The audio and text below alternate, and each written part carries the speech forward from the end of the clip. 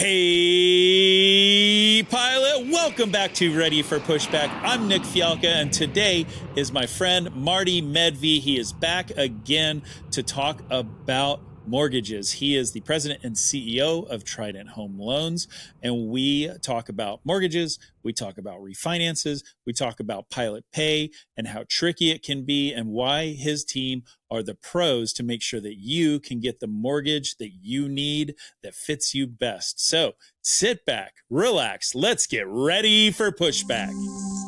It all started as a spark. Maybe it was the sound of jets racing across the sky, or the feeling of your heart racing as you watch a crop duster flying low and slow. Even then, you knew you were meant to fly. For pilots, it's more than just a job. It's a calling. The early mornings, the long hours, the relentless training, you didn't do it for the money. You did it for that moment. That moment when the wheels lift off and the earth falls away beneath you. But flying is just the beginning. The journey to your dream job takes more than just skill in the sky. It takes strategy on the ground and a lifetime of learning. Most pilots don't understand what career opportunities are available in the world of aviation. Learn how to go from good to great, from flight school to regional to major, and from hopeful to hired. Whether you're sharpening your skills, building your resume, or preparing for that big interview, this is where pilots come to level up. Let's get ready for Pushback. Here's your host and my dad, Nik Fialka. All right, Marty Medve back in the house. Welcome back to the show, buddy. How are you? Nik, I'm doing great. I don't know if I'm as energetic as you are, but I'll try to keep up with you. Dude, man, I'm just stoked because the other day I was flying with my family to Italy and I was walking down the concourse and I looked up and I saw Marty Medve in front of me in your captain uniform, getting ready to go on a trip. How does that happen? Isn't that wild? Yeah, well, I am probably America's luckiest and happiest pilot to be back flying right now. And as most people know me, I have a very viable business, and everyone's like, well, why would you go through all this training, and why would you go all this trouble and requalification and doing all that? And the timing couldn't have been better. I went through, we'll talk about it, but a very difficult process, a very difficult path. I had a very difficult injury to my eye. And to be back flying right now is like, God's greatest gift to a pilot for my last year as a Delta International captain. So I couldn't be happier. Yeah. So you are a captain at Delta, and you lost your medical because of an eye injury. When did you lose your medical? What year? Yeah. So that was about 2.5 years ago in April. I was actually in training. And the first thing was I saw a couple of purple flashes, which I'm like, what is that? A little bit of blood in the back of my eye. And I'm like, why won't that come out of my eye? Well, what happens is it's in the back of your eye. And it happens about half of all men, okay, right around 65 to 75. It's very common. And if you ever see purple flashes, that's not good. That means that there's tears on the back of the fibers that are holding your eyeball in place. And when those tear, they can get blood inside of your eye and actually cause problems with your retina. Ooh. It healed 2 months later. I flew for 2 months, no problem. But the scar tissue caused that retina to come off partially. And a surgery put it back on, and then it very quickly came back off again due to scar tissue. And now I'm looking at 2 months with silicone. And then I have a lot of laser surgery, a cataract, another surgery to replace a secondary cataract. And the eye actually got back to phenomenal vision. Like I have really good vision right now. And because my left eye is in such good shape, without glasses, I'm very, I don't even wear glasses anymore. The doctor's like, yeah, you're kind of like a miracle. But anyway, so back to flying again. Requalified with the FAA, went through a program the FAA has to requalify you. That was fun, doing mortgages and, dating and enjoying life, and then having to go to Atlanta for, 3 weeks for training and requalifying, which at my age is not fun to do.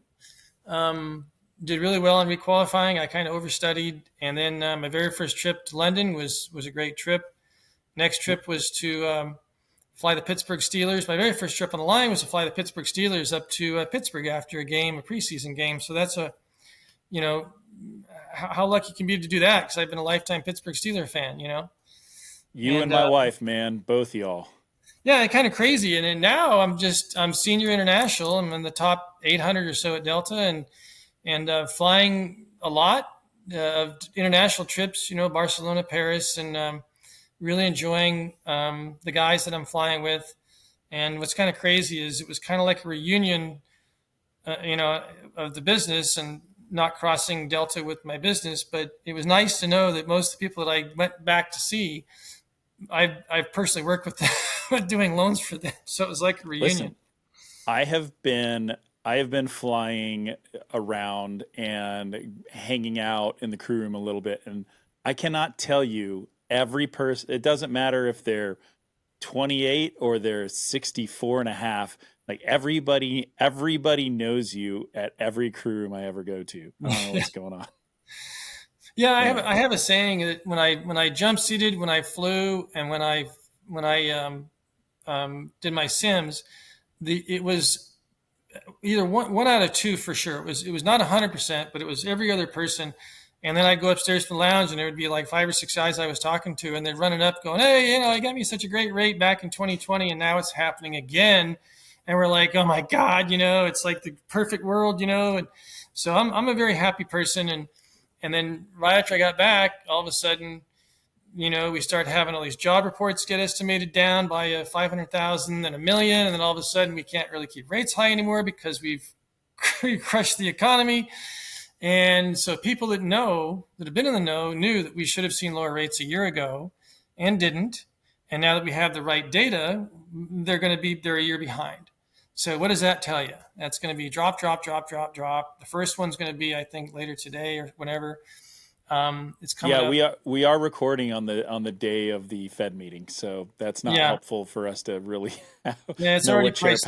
It's already priced in, and it's going to happen again and again and again. The cycles go every 5 to 7 years based on growth and recession and money and inflation. So it's always a balance between jobs and inflation. And if you just key off those two indicators, when inflation goes up and jobs are high, you have too much growth, you raise rates. When you have low jobs and low inflation, then you lower rates. And jobs is the primary factor. You can't keep rates high and kill your economy, and that's already happened. So they're about a year behind. They screwed the pooch. And it was a massive decline in jobs in the revision. So now we've got like 180,000, I think, something. Well, big. It's been 400,000. The first revision was 400,000 for the summer. And they actually reported jobs in 1 month were negative, which means recession. So now you have real traction towards lowering rates consistently to get the economy going again. And inflation is not the driving factor anymore. It's the back seat. So what's that good about you? Well, all of us that are in airline jobs that have steady jobs, well, we are in the position of we're in the buyer's market now. We have lower rates, we have availability, and the housing market is going nuts. It's going nuts. A lot of people out there they're buying second homes, investment properties, and we're refinancing everybody that we've done a loan for the last 3 years. Now, talk to me a little bit about if you are a pilot, I think about the pilots that are getting jobs right now. It's the back half of the year, and they're starting to get through training, and they're probably starting to figure out like, hey, we're going to live in a certain area and gonna go buy a house. Like, what kind of things are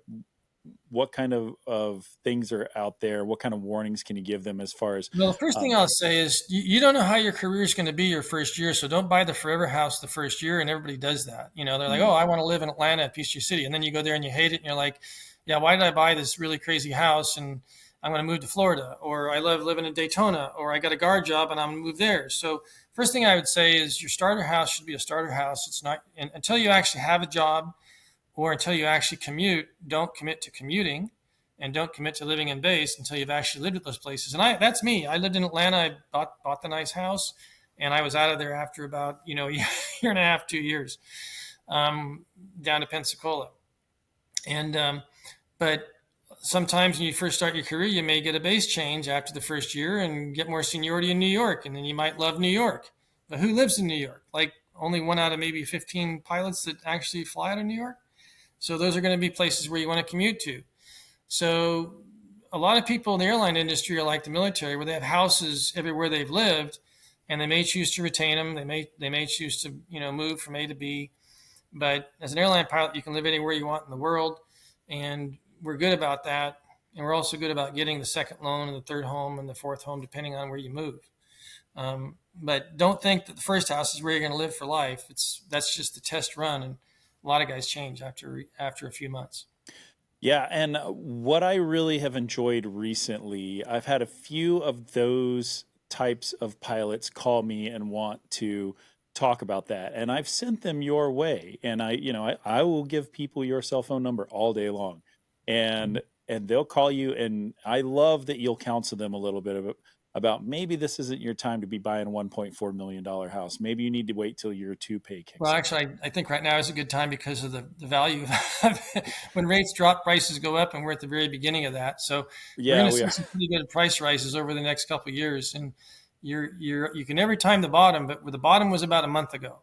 And the house buying now, it's kind of the frenzy is, you're getting 3 or 4 or 5 offers consistently. And so the price drops, and they were a month ago.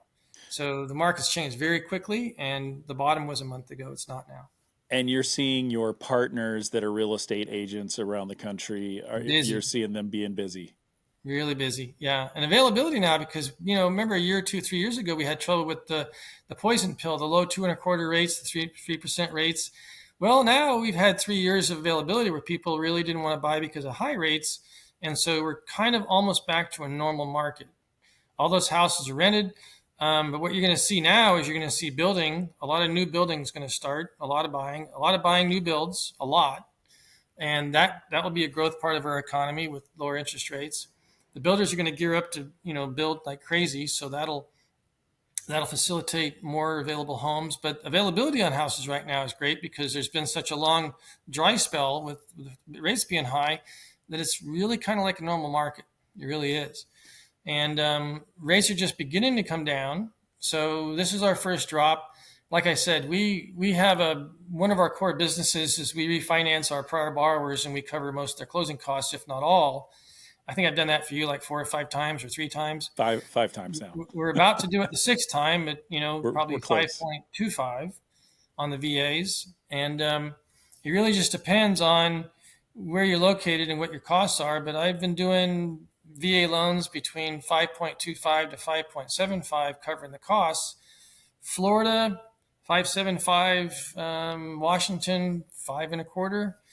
And that's, if we pay the cost, we bump the rate 1/8. And so we have a credit we're giving people. And we don't want you to pay closing costs on your first refinance because, 6 months to a year to 3 years or more, the rate's going down lower and lower and lower. So we have this ethic of doing a credit for all the closing costs, so you walk away with no extra principal.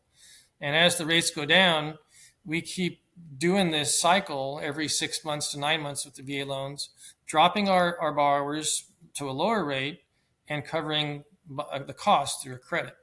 It's been very effective. How do I know if I want to refinance my mortgage? How do I know that the numbers work out such that like it's a net positive for me throughout the life of the loan? Well, right now I wouldn't refinance a loan unless somebody's paying all your closing costs, because you're not going to recoup it in 6 months. You're not. And we know that in 6 months rates are lower, and the VA loan makes you wait 9 months. There's a rule for 7 payments, and that's going to put you out about 8-9 months. And we know rates are lower in 9 months. So any loan you do now, you need to have a credit for all of the closing costs because there's no recoup period. So if we drop you right now, anybody that's above 6 should be looking at refinancing. And if you can't get all your costs covered either by us or somebody else, don't do it. It's not going to recoup by the time you can do it again. So we're looking at people that are at 6%. We're offering them 5.5, which is the minimum drop. And if we can't cover all their costs for section A through E, which is all the costs associated with the loan, then I tell people don't do it. It's not worth doing. But by the way, I haven't turned anybody down yet that I've gotten, even if I have to do the loan with all the money we make, because we can do anything right now at 5.5. And so conventional loans, VA loans, all that right now is eligible. So, First off, I want to give a shout out to everybody awesome on your team. I can't like there's so many awesome people that work for you that I can't list them all. yeah.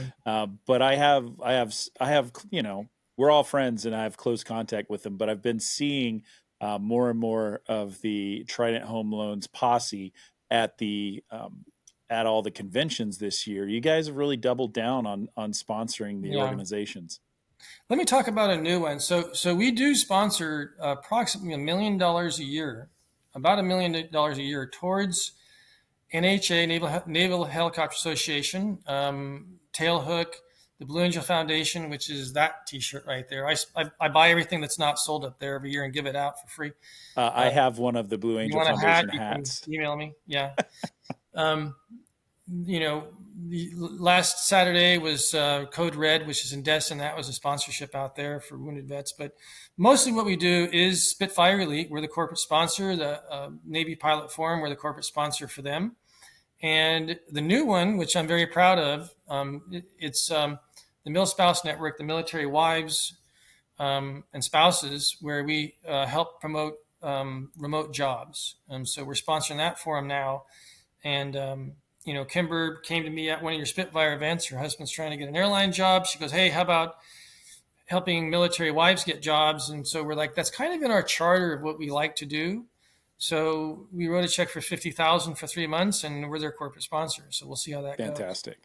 And a lot of crossovers now, with Navy Pilot Forum, Spitfire, the Mil Spouse Network, all that. I get people that they're members of all of it, and they're like, "Oh, I don't know." I said, "Yeah, I pay for all of it. I didn't create it, but I pay. Actually, you pay for it because your loans make money." And it's really nice that our loan volume right now is through the roof. We may break the top 10 this year for VA lenders in terms of volume. I'm of course the number one VA loan officer, but we may actually break the top 10 overall for volume. We're really growing astonishingly fast. Have you guys fully moved into your huge building in the northern part of Pensacola? We have. We sold Balin. I told somebody I was thinking about selling it, and he goes, "I got a buyer." We sold it in a day. Vacated it 2 weeks later and moved everybody to Plantation. Hired about 14 to 20 people in the last 2 months to get ready for this. And the people we've hired have been very well trained, and we really needed them. But right now, I think we get about 40 to 50 applications per day. If you happen to be in the Pensacola area, call Marty and go ask him to show you the entryway of the office. It's got the Blue Angels all in formation hanging above you when you walk in. Yeah, It's so cool. the 10-foot models, the actual flying models of the diamond that I put up in there. Yeah, in the atrium. It's amazing. Yeah, it's kind of crazy. It is amazing. Yeah, there's a lot of neat stuff there. Lieutenant Colonel Cole, before he passed away, gave us a signed autograph poster of him and his airplane, along with the commanding officer of NAS Pensacola and both wing COs. It was some nice stuff that's in there. Aviation is such a fun community. People are so good. People are so giving, and I love that. I do want to tell the pilot listening that all of the reason we do this and the reason we work together is to make sure that the pilot has a good choice, because I feel like in the past there have not been really clear opportunities to be able to get a home loan in a way that it's so hard to show pilot pay and kind of how you may, because it's contractual and it's not a big mystery. It's just like the airline job. It's like all these applications, all these guys come out of the military. I talked to him today. He just applied to American, and I said, "You calling for mortgage? Are you calling for now?" "Yeah, I accidentally submitted the app for American, and we're going to get him with you to help prep him." And and I'm like, "Oh, okay. Well, if you need a mortgage, give me a call." But sometimes they come through the website to us. Oh yeah, that's right. It's a big mystery. It's a big mystery. When you've done loans for thousands and thousands, I've probably done loans for about conservatively a third of the Delta pilots in the 6,000 or 7,000 range. I 30 a day, 30 a month right now. It's crazy. But over the course of the 25 years I've been doing loans, I see everybody financially from FedEx, UPS, United, and I have a lot of financial advisors at all these airlines, including Atlas, that follow us, that have used me, that help guys understand buying with airline pay, investing as a portfolio. And I do a lot of loans for financial advisors. But in terms of pilots in particular, we understand your career path, having been a ValueJet pilot and then transitioned to Delta, being furloughed, and then understanding moving from building a house. I built, I think, 16 houses and condos.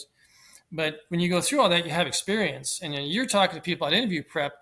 You have very good experience with interview prep with all these different companies. You know what they're looking for. We have that experience with lending. We have contacts, so it's very comfortable to work with somebody that understands your contract, your pay, what qualifies, what doesn't qualify. And loans to veterans are extremely difficult when they're getting out of the military. You have disability that's not awarded. You have, or when they're a civilian airline, are they hourly? Some commuter airlines are 1099. I mean, it's not easy to give them a loan because they're not paid like everybody else, or they get paid in flight segments. They're not paid hourly. It's kind of crazy. So understanding pilot pay and working backwards to try to put somebody in a house in this crazy industry. I look at my Delta pay statement and I'll take it on an international trip. And after 6 hours, I go, yeah, I don't understand it. I just throw it away. It's so confusing. And then they have a new pay system now they just came out with that's helping us interpret it. But pilot pay is very difficult to understand, and underwriters don't interpret anything. So, the nice thing is you guys had the experience with interviews and applications, and we have them with mortgages. So it's nice to be able to provide that support instantly to help somebody understand something.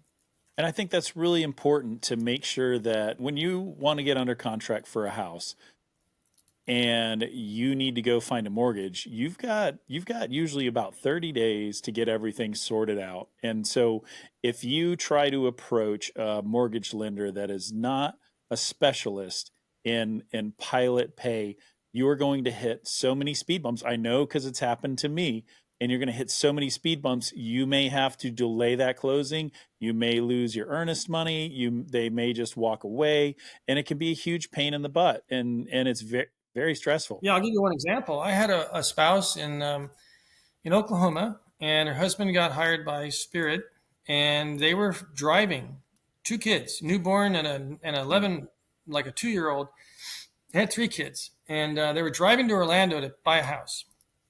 And a large internet mortgage company with American titles, this and that, and all this stuff that people tend to trust, said, oh, yeah, you're qualified to buy a house. And so she calls me and I said, how'd you hear about me? Well, you're on this spouse forum with airline pilots' jobs. So the spouses are really involved in helping their husbands get jobs. And so I reached out and I said, well, when's your husband's class date? And she goes, class date? He's going to Spirit before he even does his ATP. He's going to get his ATP, and then he's going to go. I'm like, excuse me? He has to go through this training program, and then he doesn't have a class date. And so they would hire pilots based on them getting their qualifications, and then they would get a class date. I said, you're probably, 6 months to a year before he gets a class date? Yeah. I said, yeah, you don't qualify for a loan. Right. And she goes, well, I got told by a very reputable company, and I'm like, okay, no, please do me a favor. Would you please go back on the forum and say that I'm telling you you're not qualified? Put it on the forum, okay? And then I want you to call the VA, and here's the VA's number, and ask them. And then I want you to call the lender that you were working with and ask them. And they're the biggest lender on the internet. If you Google home loan, they'll pop up first. And ask them if you're qualified and tell them why you're not. And then she calls me back. She goes, I called and they said, I was talking to a loan assistant, not really a loan officer. And the assistant made a mistake that I was qualified. Well, yeah, because they don't know the rules and they just say yes. And then I talked to the VA, and the VA goes, yeah, you need a class date that's unconditional job offer letter. And he's right. You can't get a loan without it. And so sometimes you have to tell people no, but how and when? So I told her no, and she went on the forum and she validated it with she validated it with the lender, and she validated it with the VA, and we prevented her from driving to Orlando to go buy a house and lose her earnest money and all that and waste all of her time. And so, we know the rules. We actually can get more pay out of people because we know more rules. We can use the pay raise within 2 months of the pay raise under what's called future pay. So a little tricky with the first year pilot because he doesn't have a year under his belt, but a second year pilot, we can use his third year pay, or we can use his captain upgrade pay because it's future pay. So That doesn't happen a lot, but when guys are getting promoted and they want to upgrade to their new house or they got kids, we're using that. But we do a lot of stuff that's particular to pilots, changing bases, adding rents. We can use market rents on a house with the VA. We can do second VA loans. We can do home equities to help a guy transition. Conventional loans, we do really good on I think our jumbos and our VA jumbos are all 6 or under right now, so our rates are great. But in particular, we're able to get to the higher pay and tell you what documentation you need. And then, of course, when you go on disability, we're really good about that because I've been on disability and so have you. So we know what it means when you're on disability. And recently I told a Southwest pilot, he goes, "Oh, yeah, I get paid by Southwest." I go, "What do you do?" "Well, I'm on disability." I said, "Yeah, no, you're unemployed, buddy. You do not work for Southwest." He goes, "What do you mean?" I go, "It's a Southwest paycheck." I go, "Right. You're on disability. You are not employed by Southwest." And that's hard to hear, right? Right. Because Southwest administers the check. But when you're on disability, you can't get a verification of employment. Try it. So you're working with a lender. They say, "We want to verify that you're employed by Southwest. Here's your paycheck." And they go, "Yeah, you're not on the employment list. You're not active. You're on disability." So now all of a sudden you're trying to close a loan. The guy's told you, "I can't close you. You're not active. You're on disability." Now you got to re-underwrite him because you used the wrong damn paycheck. So we have to go to the disability people. We can only use the long term. We have to have 3 years continuance. And what if the guy's only 62 years old? You can't use that either. You have to use his disbursement pay, which he's not getting yet. So, knowing and being through all that, having been on disability myself, it's, I tell my processors, get this, and then we had a group right now, we're refinancing where one guy retired. So we're getting his distribution pay. We're creating his pay through his distributions, and the other 7 people are active pay, and so we're mixing the two. So I gave the processor $500 bonus because it's such a hard loan, and she got it done in like 2 weeks. Oh my! Yeah, it's great. No, it's fun. That's Tara. She's doing great. That's awesome. I know. Right. And I flew with the guy as a co-pilot. Jim, he's a really good guy. They bought a second house, 8 of them. I'm like, bunch of nuts. All these guys getting together, buying all these lake houses. I'm like, good for you. Enjoy your life. That's right. There's a pond around the corner. It's not quite a lake house, but there is a pond here with some snakes in it. So we're pretty lucky. Yeah. Marty, what's the best way for everybody to get a hold of you?